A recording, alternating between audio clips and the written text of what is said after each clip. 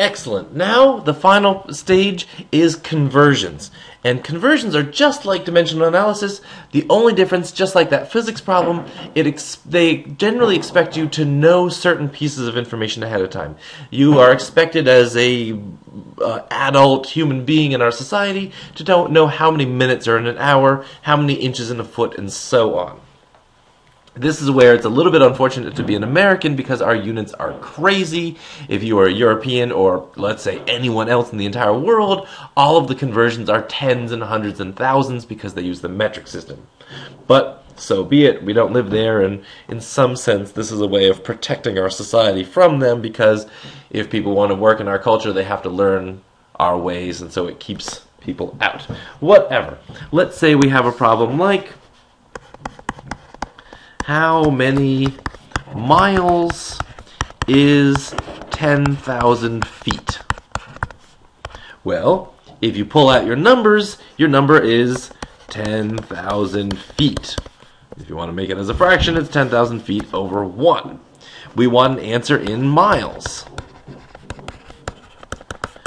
Well, we have to find some way of canceling out these feet and turning it into miles.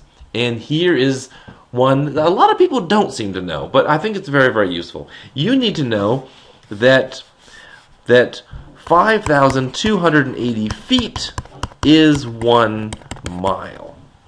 It's a useful number to know. 5,280 feet is 1 mile. This means if we make a fraction where up top is 5,280 feet and down below is 1 mile,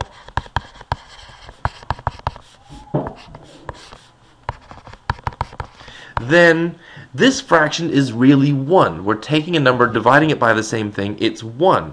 And you can multiply things by 1 without ever changing them. Let's see. We want our answer in miles, so we're going to have to take the 1 with miles, and we're going to have to flip it. We flip it, and then we get 1 mile per 5,280 feet. And then we want the feet down below to cancel out, so we multiply by 10,000 feet over 1, just as we have it. This, we have feet up top and feet down below, so they cancel.